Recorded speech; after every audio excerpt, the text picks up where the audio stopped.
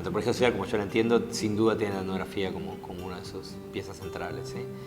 Y la etnografía históricamente ha sido un instrumento importante para desnaturalizar, porque la etnografía implica poner en juego las concepciones de los actores respecto de aquello que está pasando y que uno cree que está pasando de cierta manera y que hay que entenderlo de cierta manera. Históricamente los antropólogos han apelado a la etnografía porque la fueron desarrollando como un tipo de procedimiento bastante poco definido, bastante poco claramente definido, que tiene que ver con la historia de la disciplina, con el hecho de trabajar con poblaciones exóticas en lugares pequeños. Entonces, desde que se desarrolló en ese contexto histórico esta mirada, se desarrolló focalizada en la atención, ¿verdad? La atención a la complejidad de la vida social y sus detalles, la contextualización de toda la información. Nada se convierte en datos si no es colocado en función de contextos que la hagan relevante, que son definidos por el investigador.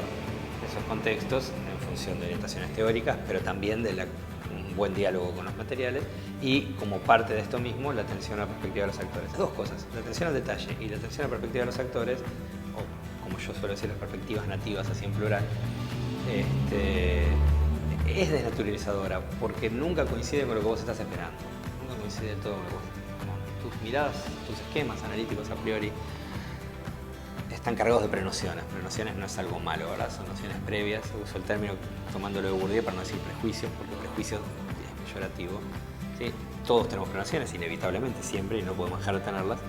Pero la gracia es que si le prestás mucha atención, cuidadosa, y te obligás a toda la complejidad que tus materiales te ofrecen, es casi seguro, porque todo punto de vista simplifica de alguna manera, que tu punto de vista no va a poder explicar toda esa complejidad.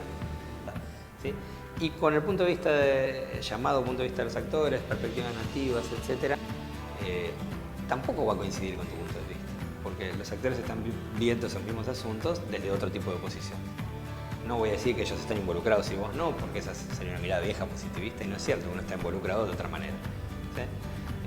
Pero su posición dinámica, ciertamente, y su involucramiento, ¿sí?, implica una mirada que necesariamente va a ser una serie de miradas, no una, que va a ser distinta de la de uno. Y si uno se la toma en serio, en el sentido de que uno piensa, que es lo que pensamos en general los antropólogos, que eso te informa algo sobre el mundo social, porque al fin y al cabo ellos se las arreglan para vivir en el mundo social entendiéndolo de esa manera. Entonces eso no es una descripción del mundo social objetiva, no lo puede ser, pero bueno, es lo bastante bueno para que puedan vivir ahí, digamos. Todo eso también te lleva a relativizar tu punto de vista y supuestamente a reformularlo. Como yo lo veo, el objetivo último, el ideal que nunca logramos concretar, sería llegar a un análisis al final de todo el proceso, donde uno haya abordado los asuntos que quería abordar, los haya complejizado, haya terminado seguramente atendiendo asuntos a los que no hubiera atendido de entrada, ¿sí? Gracias a estas tensiones que se aportan por mirar los detalles y por entender las perspectivas de los actores, ¿sí? Pero además que en el final del asunto uno logró eso porque fue cambiando su punto de vista, es decir, su punto de vista teórico, pero que al final además las propias perspectivas de los actores queden integradas en el análisis de una forma coherente, es decir, que no suenen absurdas, porque en principio el punto de vista del otro siempre suena relativamente errado. El otro, no me digo el otro para un antropólogo, el otro en la vida social en general. Uno tiene su punto de vista, es el lugar que uno ocupa en una situación, y el punto de vista del otro siempre parece ligeramente desacertado y en el extremo, cuando es muy distinto, absolutamente absurdo. ¿Sí? Los antropólogos nunca pensamos que el punto de vista del otro es absolutamente absurdo por definición profesional, ¿verdad? ¿Sí?